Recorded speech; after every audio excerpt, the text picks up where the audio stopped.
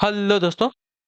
Good evening, नमस्कार। आप सभी का एक बार फिर से बहुत बहुत स्वागत है आप सभी के अपने यूट्यूब चैनल परीक्षा की शिक्षा में। उम्मीद करता हूँ, आशा करता हूँ कि आप सभी जो है स्वस्थ हैं, कुशल मंगल हैं, अपनी तैयारी जो है बढ़िया तरीके से कर रहे हैं। तो जो भी क्लास में फर्स्ट टाइम आए हैं, पहली बार हैं, उन सभी को बता दिया जाए, हमारे चैनल पर आपकी बीएड प्रवेश परीक्षा 2025 की जो आपकी तैयारी साथ रेगुलर बेसिस पे करवाई जाती है। तो जिसे भी तैयारी पूरी करनी है, कंप्लीट करनी है, चैनल को सब्सक्राइब करके हमारे साथ जुड़ जाइए। ठीक है। क्लास का समय देखिए, जीके जिसकी जो क्लास है सुबह 10 बजे डेली आपको देखने को मिलते हैं। रीजनिंग की जो क्लास है दोपहर को 1 बजे, कला की जो क्लास है शाम को 4 बजे, हिंदी की जो क्लास है शाम को 7 बजे आपको हमारे चैनल पर देखने को मिलती है। इसी टाइम पर आप सभी को क्लासेस से जुड़ना, अपनी तैयारी को जो है पूरा और कंप्लीट करना चाहते हो। ठीक है। बाकी नीचे डिस्क्रिप्शन में बात करेंगे तो आपको इंस्टाग्राम और टेलीग्राम का लिंक मिलेगा, तो आप हमें इंस्टाग्राम पे फॉलो कर लेंगे और टेलीग्राम चैनल को जाके ज्वाइन करेंगे। टेलीग्राम चैनल पर डेली बेसिस पे क्लास का आपको अपडेट मिल जाएगा। बाकी जो अपडेट है क्लास की करेंगे आपको टेलीग्राम चैनल के माध्यम से मिलेगा, तो आप लोग जो है उसको ज्वाइन करके रखिएगा। ठीक है। टेलीग्राम चैनल को एग्जाम का भी अपडेट जो टेलीग्राम चैनल के माध्यम से आपको दिया जाएगा। तो चलिए क्लास स्टार्ट करते हैं बिना किसी देरी के। एक एक क्वेश्चन को ध्यान से अच्छे से देख कर उत्तर देने की कोशिश करते हुए आगे बढ़ेंगे। क्वेश्चन नंबर 51 से आपकी क्लास स्टार्ट हो रही है। और जिसने अभी तक क्लास को लाइक नहीं किया तो क्लास को लाइक कर देंगे, अपने दोस्तों के साथ क्लास को शेयर कर देंगे, और जिसने अभी तक चैनल को सब्सक्राइब नहीं किया वो लोग जो है चैनल को सब्सक्राइब भी कर लेंगे। ठीक है। और एक इम्पोर्टेंट बात है, आज जो है 8 मार्च है, तो 8 मार्च को जो है विश्व महिला दिवस होता है। तो आप सभी को जो है, जितनी भी छात्राएं हैं हमारी, उन सभी को हैप्पी वुमेन्स डे। ठीक, क्लियर। और एक चीज बहुत इंपॉर्टेंट है कि जिसने अभी तक फॉर्म नहीं भरा, यूपी और झारखंड वाला, आज जो है उनका क्या है, लास्ट डेट है फॉर्म का। तो जिसने भी अभी तक अपना फॉर्म नहीं भरा है, सभी से रिक्वेस्ट है कि जाके अपना फॉर्म पहले फिलअप कर लीजिए। ठीक, क्लियर सभी को इसके बारे में। चलिए अब क्लास स्टार्ट करते हैं आपकी। इनमें से कौन सा विषय जो है राज्य सूची के अंतर्गत आता है, बताइए। बताइए इसका राइट आंसर क्या हो जाएगा। तो भूमि और भवन कर। ठीक है, ऑप्शन नंबर जो बी दिया गया आपका करेक्ट आंसर। भूमि और भवन कर जो है राज्य सूची के अंतर्गत आते हैं। संविधान में वर्णित अनुसूची 7 की सूची 2 को जो है राज्य सूची कहते हैं। इस सूची में वे विषय हैं जिन पर राज्य को कानून बनाने का अधिकार है। इसके अंतर्गत जो है लोक व्यवस्था, पुलिस, स्थानीय शासन, कृषि, कारागार, अल्कोहली, लीकर पर जो है उत्पाद शुल्क आदि विषय आते हैं। ठीक है। चलिए अगले क्वेश्चन की तरफ बढ़ेंगे। 52 नंबर, अनुसूचित जनजातियों के लिए लोकसभा में कितनी सीटें आरक्षित हैं। तो इसका राइट आंसर हो जाएगा साथियों,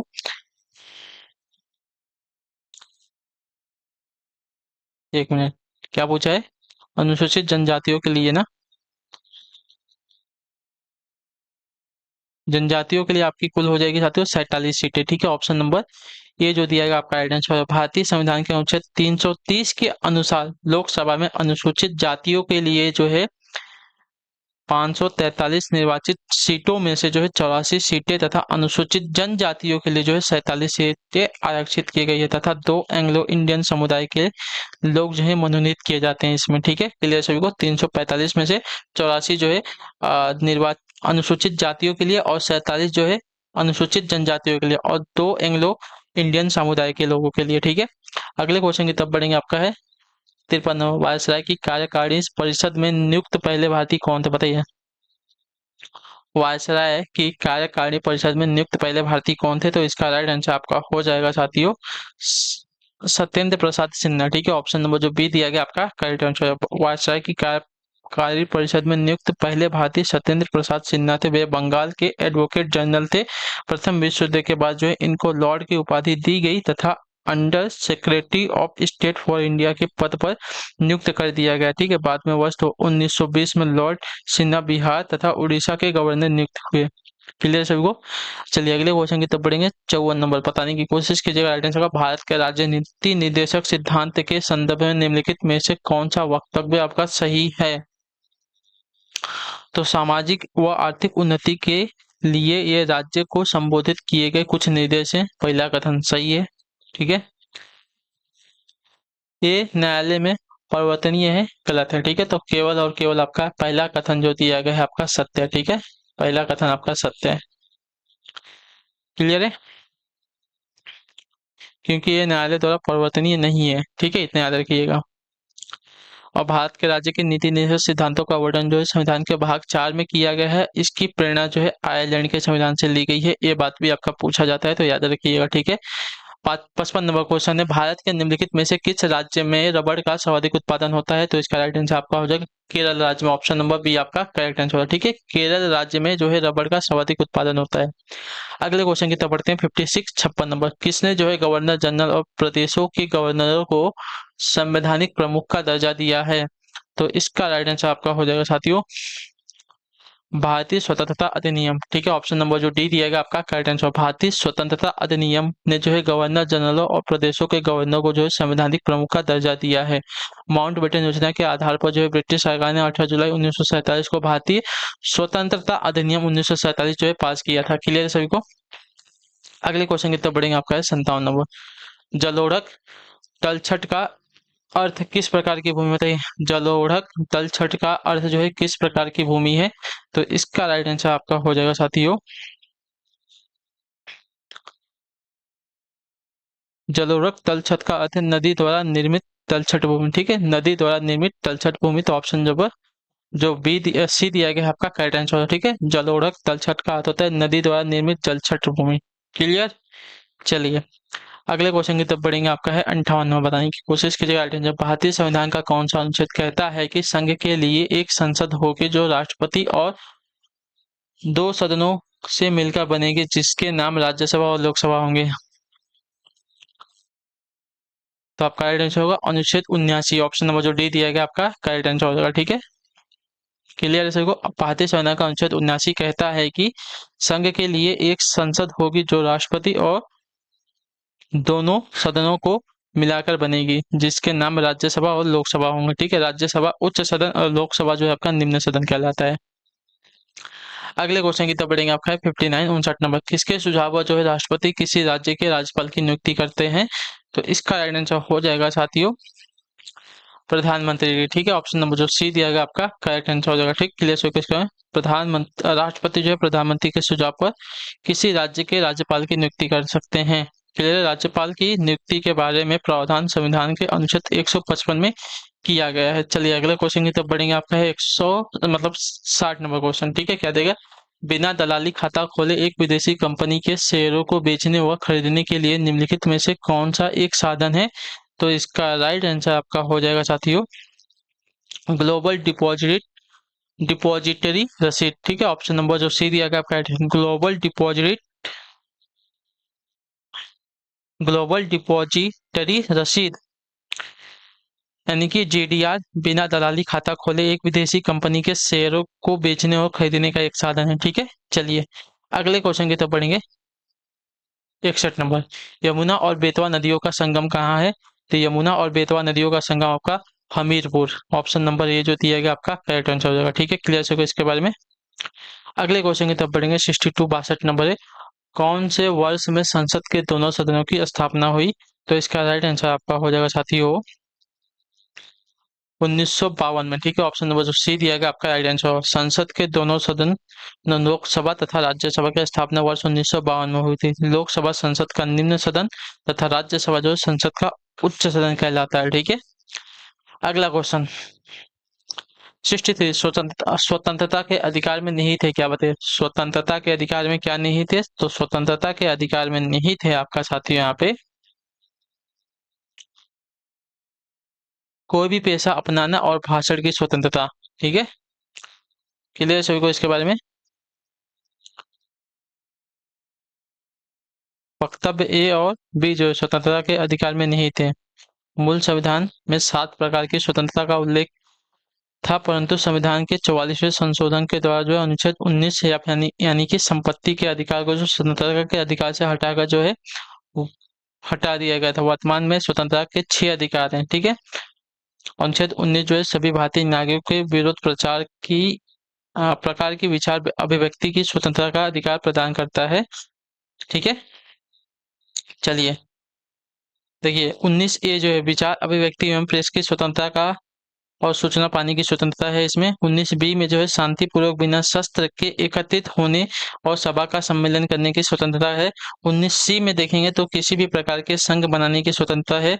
डी की बात करेंगे 19D की तो देश के किसी भी भूभाग में आवागमन की स्वतंत्रता है। 19E की बात करें तो निवास की स्वतंत्रता है और 19G की बात करें तो व्यापार व्यवसाय रोजगार की स्वतंत्रता है। ठीक है, क्लियर सभी को। चलिए, तो स्वतंत्रता के अधिकार में आपकी कोई भी पेशा अपनाने की और भाषा की स्वतंत्रता, इसके अलावा और भी आपकी 3 है। ठीक है, मैंने आपको बता दिया है, तो एक और भी, ए और बी आपका राइट आंसर हो जाएगा। ठीक है, क्लियर सभी को। इसके बाद में चलिए अगले क्वेश्चन की तरफ बढ़ेंगे। आपका है 64 नंबर। निम्नलिखित में से कौन सा पदार्थ जो है समुद्र से जल, क्या देगा, निम्नलिखित में से कौन सा पदार्थ समुद्र जल से निकाला जाता है? तो इसका राइट आंसर हो जाएगा साथियों ब्रोमीन। ऑप्शन नंबर जो डी दिया गया आपका करेक्ट आंसर है। ठीक है, ब्रोमीन को जो है समुद्री जल से प्राप्त किया जाता है। क्लियर सभी को इसके बारे में। चलिए, ये द्रव अवस्था में पाई जाने वाली अधातु कार्नेलाइट विधि से जो है प्राप्त की जाती है। इस विधि के अंतर्गत जो है MgBr2 यानी कि ब्रोमीन के जलीय विलयन को जो है क्लोरीन गैस प्रवाहित करके ब्रोमीन प्राप्त किया जाता है। ठीक है, अगले क्वेश्चन की तरफ बढ़ेंगे। आपका है 65 नंबर। पश्चिमी विक्षोभ जिस कारण उत्तर पश्चिम भारत में वर्षा होती है, उसका उत्पत्ति स्थल कौन सा है? तो इसका राइट आंसर हो जाएगा साथियों भूमध्य सागर। ऑप्शन नंबर जो सी दिया गया आपका करेक्ट आंसर हो जाएगा। ठीक है, भूमध्य सागर में उठने वाली तूफानी हवा को जो है पश्चिमी विक्षोभ के नाम से जाना जाता है। इसी विक्षोभ के कारण जो उत्तर पश्चिम भारत में भारी वर्षा होती है। ठीक है, प्रायः जो है शीत ऋतु में वर्षा होने का कारण यह जो है रबी की फसल के लिए बहुत ही लाभकारी होती है। ठीक है, चलिए अगले क्वेश्चन की तरफ बढ़ेंगे। आपका है 66 नंबर प्रश्न। निम्नलिखित में से कौन सा सबसे प्रमुख वस्त्र निर्माण केंद्र है? तो आपका राइट आंसर यहाँ पे हो जाएगा साथियों,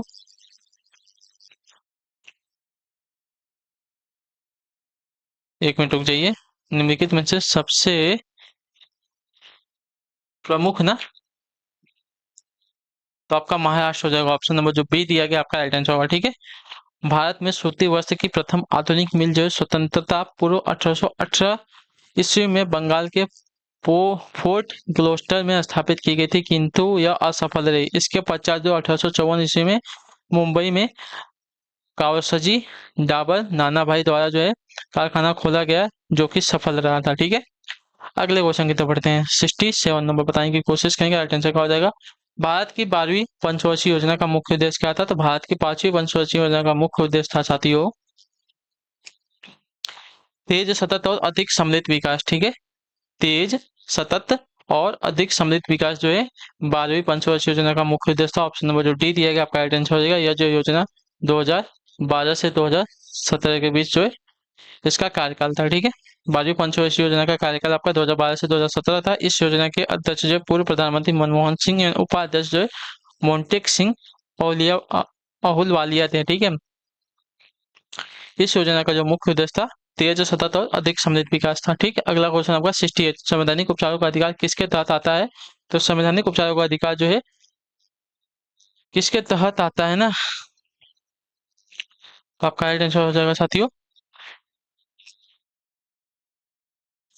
मौलिक अधिकार का। ठीक है, ऑप्शन नंबर जो ए दिया गया आपका राइट आंसर हो जाएगा। ठीक है, संवैधानिक उपचारों का अधिकार की व्यवस्था जो है अनुच्छेद 32 से 35 तक में की गई है। ये सभी जो है प्रावधान भारतीय संविधान के भाग 3 के मूल अधिकारों के तहत किए गए हैं। भाग 3 को जो है भारत का अधिकार पत्र यानी कि मैग्ना कार्टा कहा जाता है। ठीक है, वर्तमान में भारतीय नागरिकों के 6 मूल अधिकार प्राप्त किए गए।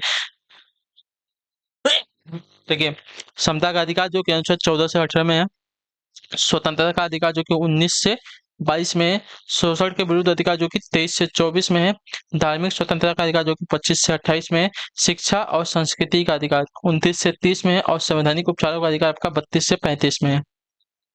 अगला क्वेश्चन 69। किसान क्रेडिट कार्ड योजना किस वर्ष लागू की गई थी? तो इसका राइट आंसर आपका हो जाएगा साथियों KCC आपका लागू किया गया था 1998 और 99 में। ऑप्शन नंबर बी आपका राइट आंसर होगा। ठीक है, क्लियर होगा इसके बारे में।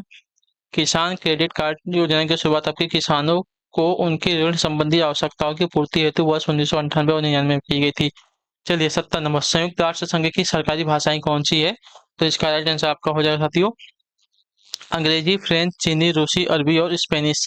ठीक है, तो ऑप्शन नंबर ए जो दिएगा आपका राइट आंसर। संयुक्त राष्ट्र संघ की 6 आधिकारिक भाषाओं को जो है मान्यता प्राप्त है, जो इस प्रकार है अंग्रेजी, फ्रेंच, स्पेनिश, रूसी, चीनी तथा अरबी। इसकी कार्यकारी भाषाएं अंग्रेजी व फ्रेंच है। ठीक है, क्लियर सभी को इसके बारे में। चलिए अगले क्वेश्चन की तरफ बढ़ेंगे। 71। निम्नलिखित में से किसे जो है प्रोत्साहन देने के उद्देश्य से वर्ष 1995 में मध्याह्न योजना चलाई गई थी? तो इसका राइट आंसर आपका हो जाएगा प्राथमिक शिक्षा का सार्वभौमिकरण करना। ठीक है, ऑप्शन नंबर जो बी दिया गया आपका राइट आंसर होगा। ठीक है, प्राथमिक शिक्षा के सार्वभौमिकरण को प्रोत्साहन देने के उद्देश्य से सरकारी और सरकारी सहायता प्राप्त स्कूलों, विशेष प्रशिक्षण केंद्रों वह प्राथमिक शिक्षा के सभी विद्यार्थियों को दोपहर के समय दिया जाने वाला भोजन आपका मध्याह्न भोजन कहलाता है। इस योजना की शुरुआत भारत सरकार द्वारा तत्कालीन प्रधानमंत्री पीवी नरसिम्हा राव के कार्यकाल में 15 अगस्त 1995 में की गई थी। क्लियर है सभी को?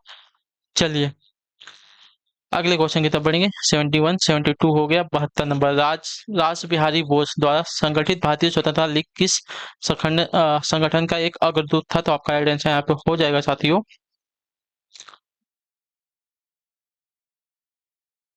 भारतीय राष्ट्रीय फौज। ठीक है, ऑप्शन नंबर जो बी दिएगा आपका करेक्ट आंसर होगा। क्लियर?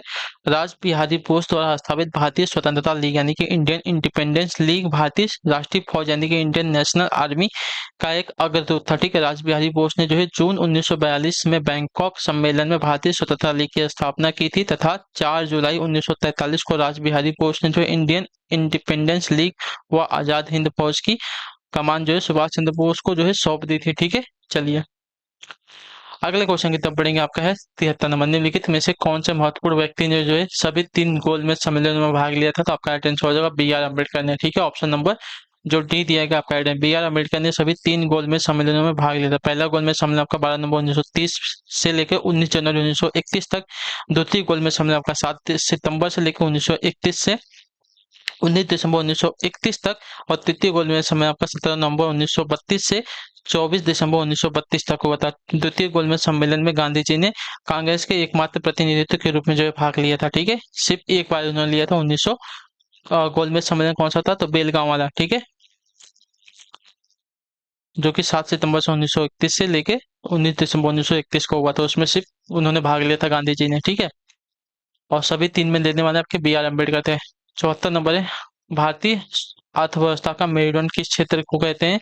तो इसका राइट आंसर हो जाता है कृषि क्षेत्र को। ऑप्शन नंबर डी आपका राइट आंसर होगा। ठीक, क्लियर होगा इसके बारे में। चलिए भारत की आधे से अधिक लगभग जो है 55% आबादी जो है का भरण पोषण कृषि पर निर्भर है तथा औद्योगिक क्षेत्र की प्रगति और उपलब्धि भी जो है कृषिगत कच्चे माल पर जो है ये निर्भर करती है। अगले क्वेश्चन है 78 नंबर, आखिरी क्वेश्चन है, इकोनॉमिक सर्वे किसके द्वारा प्रकाशित होता है? तो इसका राइट आंसर आपका हो जाएगा साथियों वित्त मंत्रालय के द्वारा। ऑप्शन नंबर जो सी दिया गया आपका राइट आंसर हो जाएगा। ठीक है, इकोनॉमिक सर्वे यानी कि आर्थिक समीक्षा वित्त मंत्रालय द्वारा प्रकाशित किया जाता है। इस दस्तावेज में सरकार के बीते एक वर्ष का लेखा जोखा होता है तथा सरकारी परियोजनाओं की विस्तृत जानकारी होती है। इस वार्षिक सर्वेक्षण को दोनों सदनों में बजट सत्र के दौरान जो है पेश किया जाता है। ठीक है, चलिए तो आई होप कि आपको जो क्लास है अच्छी लगी है। अच्छी लगी क्लास को लाइक कर दीजिएगा, चैनल पहले तो चैनल को सब्सक्राइब कर लीजिएगा और हमें जो है कमेंट में जाए क्लास के बारे में जो है कि आपको क्लास कैसे। बाकी अगर आपका कोई डाउट है, कोई क्वेश्चन है, कोई क्वेरी हो तो नीचे कमेंट करके पूछ लीजिएगा। ठीक है, तो हम आपसे मिलते हैं आपकी नेक्स्ट क्लास में। तब तक के लिए टाटा बाय बाय, जय हिंद जय भारत। आपसे क्लास से जुड़ने के लिए बहुत बहुत ही